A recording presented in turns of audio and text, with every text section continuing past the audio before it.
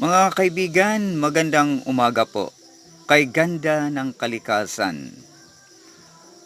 According to the prophecy in Ezekiel chapter 47 verse 12, hindi malalanta ang mga dahon nito ni mawawalan ng bunga sapagkat ang dinidilig dito ay ang tubig na umaagos mula sa templo. Ito ay patuloy na mamumunga sa buong taon. Ang bunga nito ay pagkain at gamot naman ang mga dahon.